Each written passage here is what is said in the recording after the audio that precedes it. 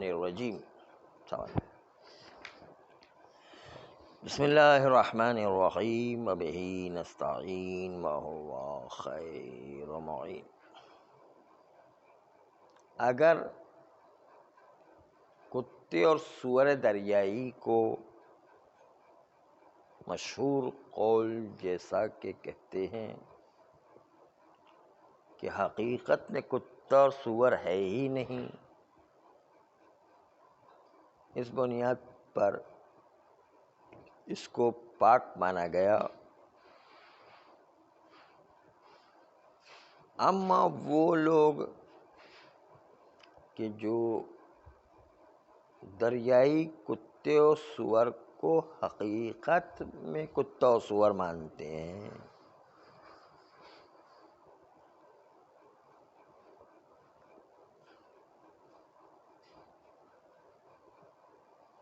نہ صرف یہ کہ لفظاً کتا و خنزیر میں مشترک ہیں، کہ مشترک کے اطلاق کی وجہ سے دونوں پر حقیقت جاری ہو جائے اور دونوں کا نجس قرار دیا جائے،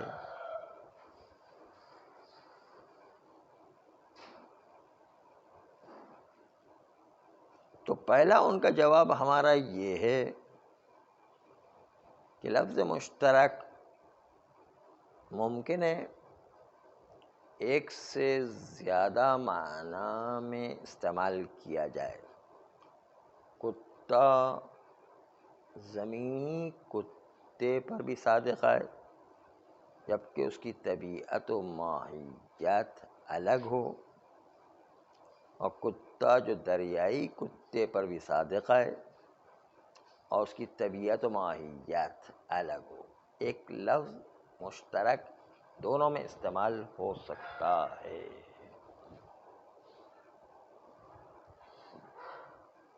جیسے انسان کا لفظ مرد پر بھی استعمال ہوتا ہے، انسان کا لفظ عورت پر بھی استعمال ہوتا ہے، انسان کا لفظ خنثی پر بھی استعمال ہوتا ہے.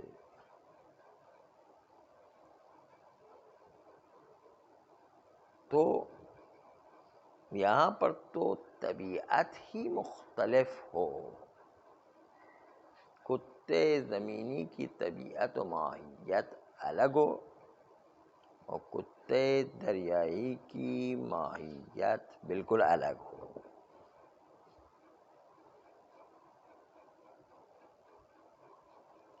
البتہ دونوں کو الگ الگ معنی میں استعمال کرنے کے لیے قرینے کی ضرورت ہے، اور قرینہ تعینیہ چاہیے کہ کون سا لفظ کس معنی میں استعمال ہوا ہے، کیونکہ لفظ مشترک معنوی کی خصوصیت یہ کہ قرینے تعینیہ چاہیے، قرینے مجازیہ نہیں چاہیے. اس میں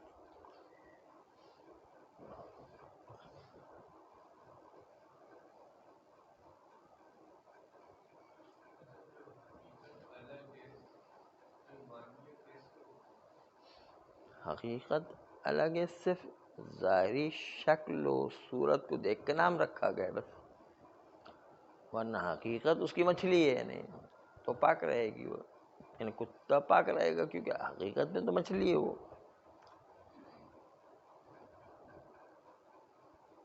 لیکن جو لوگ یہ کہتے ہیں کہ چونکہ ہمارے پاس کوئی قرینہ موجود نہیں ہے کہ یہاں پر دو کتے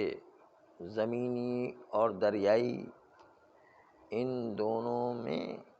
فرق کرنے کے لیے کوئی قرینہ موجود نہیں ہے، اس لیے کتے اور سور کے سلسلے میں جتنی روایت وارد ہوئی ہے وہ ان کتوں اور سور کو نجس قرار دے گی.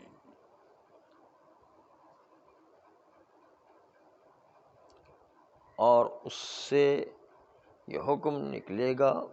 کہ نجاست کا حکم مختص نہیں ہے کتے زمینی کے ساتھ، بلکہ دریائی کو بھی شامل ہے۔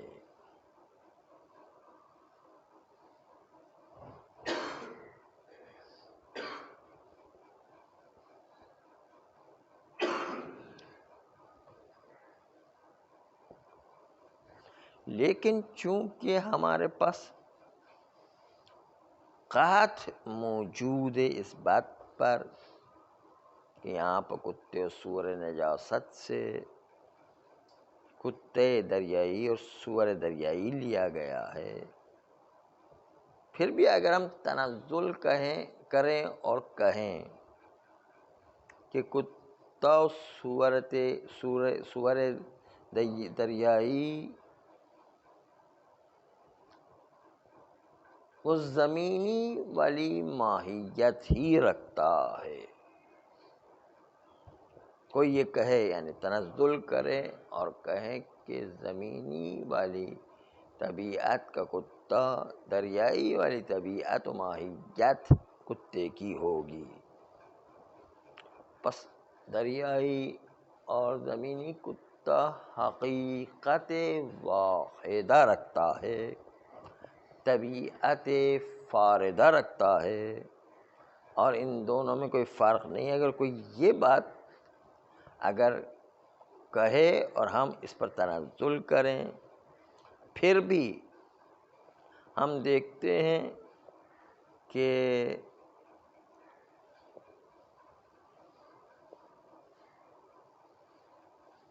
ایک بری ہے دوسرا بحری، تو بحری میں نجاست کے حکم کے لیے کوئی موجب و دلیل موجود نہیں ہے، نہ صرف اس لیے کہ انصراف پایا جاتا دلیل نجاست کتے کو خصوص بری کی طرف انصراف دیں، اس وجہ سے نہیں کہہ رہے ہم کہ بحری والے نجس نہیں ہیں، جیسے کہ ایک جماعت نے ادعا کیا اصحاب میں سے کہ جو ادلہ نجاست کلب یا خنزیر ہے اس کو منصرف کریں، ان خصوص سے نجاست کو خصوص بری کتے و سور کے لیے انصراف کی بنیاد پر، جیسے جماعت نے ادعا کی کہ اس وجہ سے ہم دریائی کو پاک نہیں سمجھ رہے ہیں اور زمینی کو نجس نہیں سمجھ رہے، نہیں، یہ نہیں ہے، بلکہ کچھ اور بات ہے، بلکہ بات اصل یہ ہے کہ ہمیشہ کوئی ادعا کرتا ہے تو ادعا کا اس بات بھی کرنا اس کے مدعی پر ہوا کرتا ہے۔ اگر کوئی یہ ادعا کرتا ہے کہ کلب و خنزیر نجاست جو دلیلوں میں دیا گیا ہے خصوصاً زمینی کتے اور سور کے لیے کہا گیا ہے، تو اس کو اس بات کرنا پڑے گا۔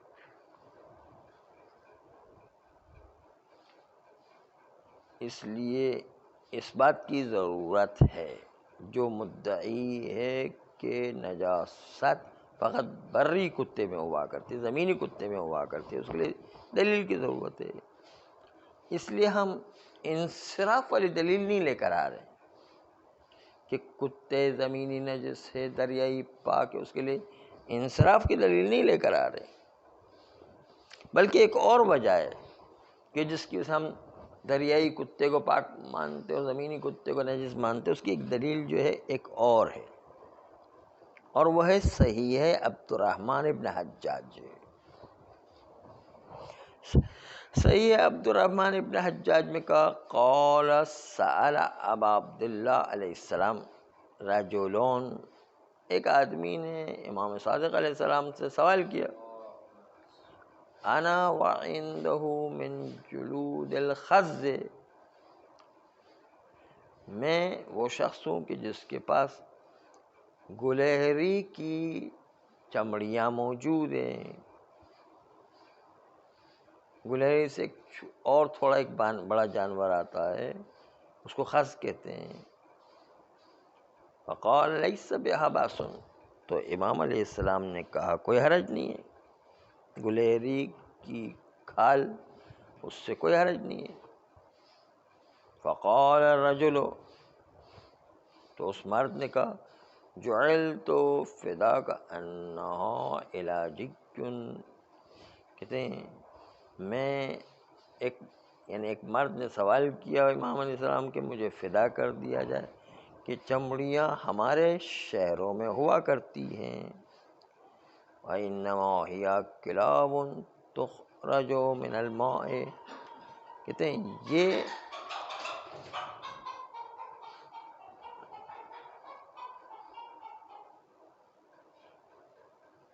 یہ جو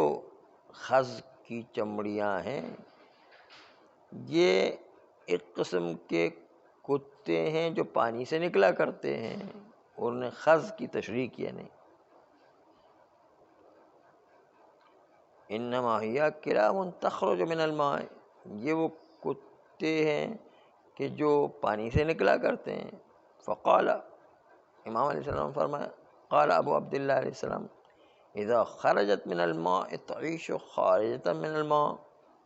جب وہ پانی سے نکلتے تو امام نے سوال کیا کہ آپ بتائیں کہ کیا یہ پانی سے باہر زندگی کیا کرتے ہیں؟ اذا خرجت من الماء، جب پانی سے نکلتے ہیں، تعیش خارجتا من الماء، تو وہ پانی سے باہر آ کر زندگی کیا کرتے ہیں. قال الرجل، اس آدمی نے کہا لا، نہیں یہ باہر زندگی نہیں کرتے، پانی ہی میں رہا کرتے ہیں. فقال لیس بہ باس، تو پھر اس کی چمڑی میں کوئی حرج نہیں ہے. لأنها نفت البأس عن جلود ما يسمى بكلب الماء، کیونکہ یہ وہ حیوانات ہیں کہ امام نے اس کے اندر نفی حرج کیا اور کہا کہ یہ ان لوگوں کی چمڑی ہے جو کتے کے پانی کے کتے کا نام رکھتے ہیں، پانی کے کتے. اگرچہ کہ یہ روایت خصوص سے کتے میں وارد ہوئی ہے، مگر ایک سوال چونکہ اس بات سے امام علیہ السلام نے کہا کہ کیا پانی سے باہر زندگی گزارا کرتے ہیں، اور پھر کہا کہ نہیں پانی میں زندگی گزارا کرتے ہیں، تو امام علیہ السلام نے کہا کہ کوئی حرج نہیں، پھر وہ جو ہے پاک ہیں. گویا کہ تصریح پیش کی کہ علت حکم طہارت یہ ہے کہ جو حیوان خارج از ماء میں زندگی نہ گزارتا ہو، پانی سے باہر زندگی گزارتا نہ ہو، تو وہ پاک ہوا کرتا ہے. بس یہ صحیحہ شامل کرتا ہے کتے کو اور خنزیر کو، یہ جو دریائی ہوا کرتے ہیں ان دونوں کو شامل کرتا ہے. بس ان دونوں کی طہارت کا حکم لگایا جائے گا، جو کتے دریائی ہو یا سور دریائی ہو، دونوں کے پاک ہونے کا حکم لگایا جائے گا.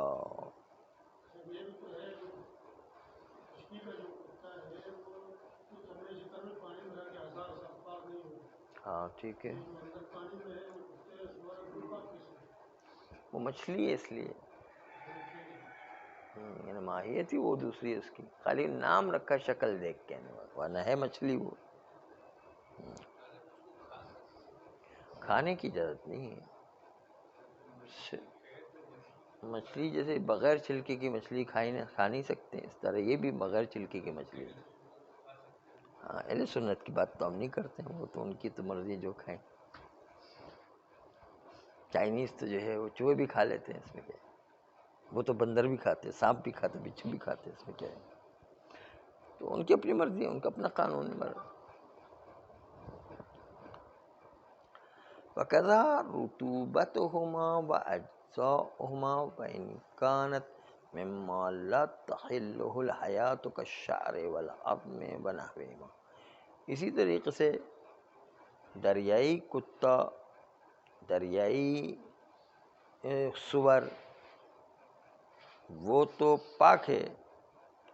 لیکن زمینی کتا اور زمینی سور پاک نہیں ہیں. اور پاک نہ ہونے کے ساتھ ساتھ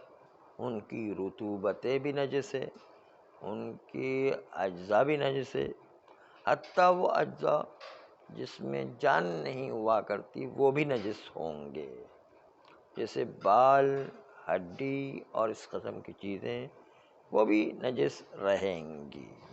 جہاں پر زمینی کتا ہے،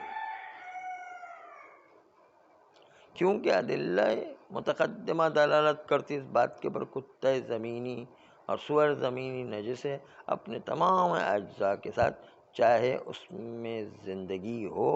چاہے زندگی نہ ہو۔ مردہ اجزاء جیسے بال و ہڈی وغیرہ، بال و سینگ وغیرہ مثلا، اور اس مسئلے میں اختلاف نہیں ہے مگر یہ کہ سید مرتضیٰ اور جد سید مرتضیٰ کا اشکال ہے، انہوں نے کہا ہے کہ نہیں، کتا اس کے اجزاء کہ جس کے اندر جان نہیں ہوا کرتی ہے وہ پاک ہے، جیسے کتے کے ناخن، کتے کے بال، کتے کے دانت مثلا، ان میں چونکہ جان نہیں ہے اس لیے یہ پاک ہے۔ یہ سید مرتضیٰ اور جد سید مرتضیٰ کا نظریہ ہے۔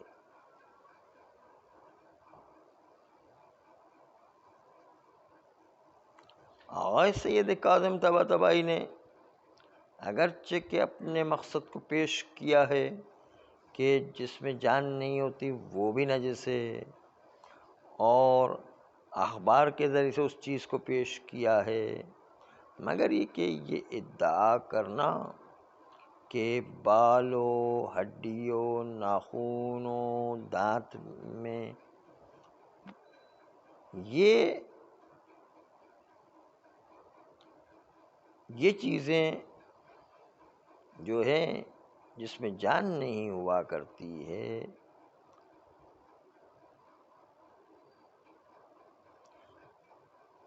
یہ زندہ حیوان سے نہیں ہونا چاہیے۔ انہوں نے یہ ادعا کیا ہے کہ زندہ حیوان کی چیزیں نہیں ہونی چاہیے، مردہ حیوان کی چیز ہو تو نجس ہوگا، اور پھر نجس ہونے کے بعد انہوں نے کہا مردہ حیوان کی یہ چیزیں ہوں جس میں جان نہیں ہوتی ہے، اپنے کلام کو آگے تائید دینے کے لیے کہا کہ اصحاب نے اجماع کیا کہ یہ جس میں جان نہیں ہوتی مرنے کے بعد وہ بھی نجس ہوا کرتی ہے۔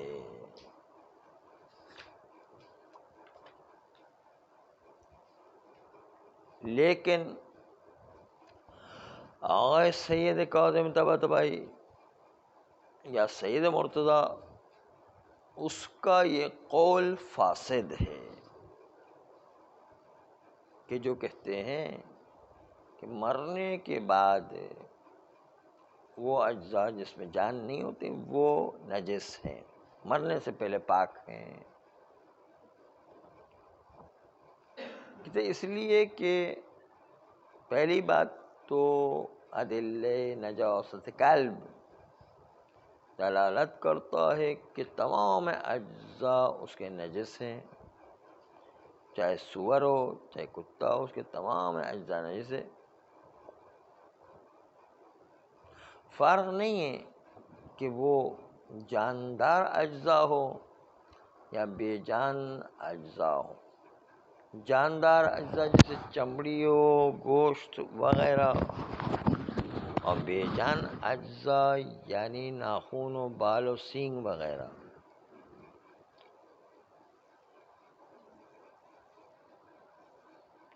اور یہ ادعا کرنا اصحاب کی طرف نسبت دے کہ پاک ہے وہ چیز جس میں زندگی نہ ہو ان اجزاء میں سے کہ جو کتے یا سور کے اجزاء ہو، تو یہ بات جزافی ہے، یعنی ایک اندازہ گیری ہے، بلکہ اجماع تو منعقد ہے اس بات کے اوپر کہ چاہے اس کے اجزاء کہ جس میں جان نہ ہو وہ بھی نجس ہوں گے۔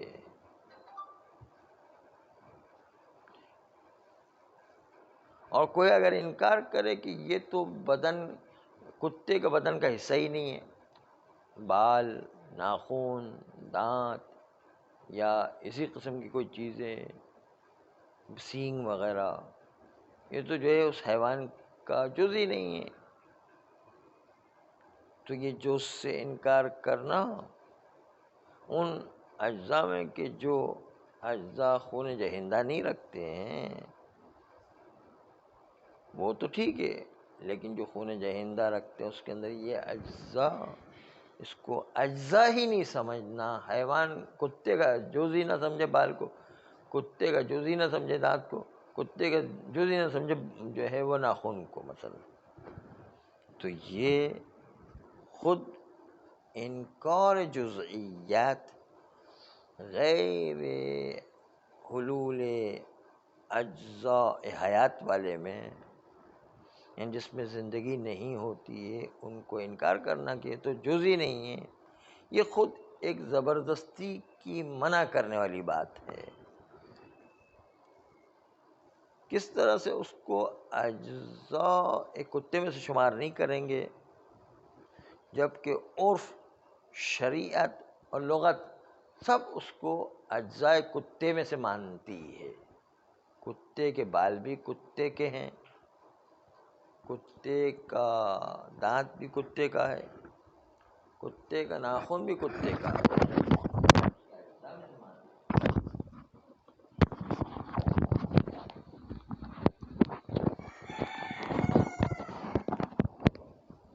اگر مردار کی بات ہوتی کہ مرنے کے بعد یہ اجزاء نجس ہو جایا کرتے ہیں، تو یہ تو بات ایک اور الگ بات ہو جائے گی، اس لیے کہ مردار کا حکم الگ ہوا کرتا ہے، زندوں کا الگ حکم ہوا کرتا ہے۔ آپ زندوں کو مردار سے کہاں ملا رہے ہیں؟ مردار میں اگر نجس بھی ہو گئی اجزاء ما لا تحل،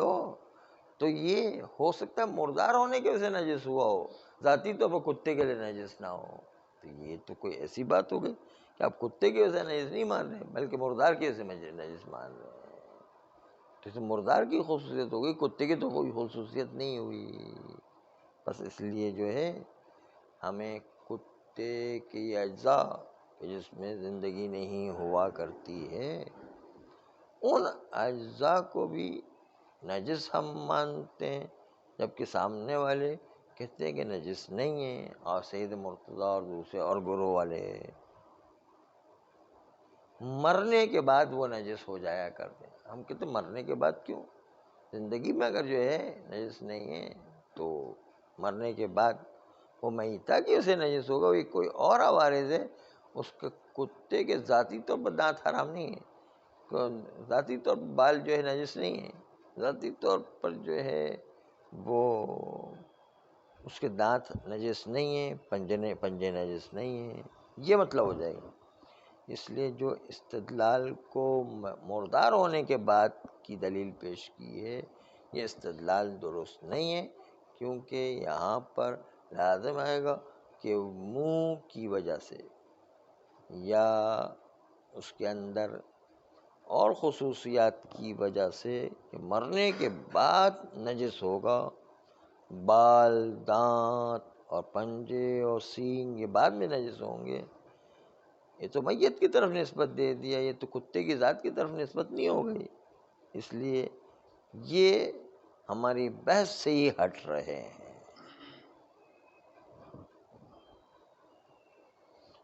تو ہماری بحث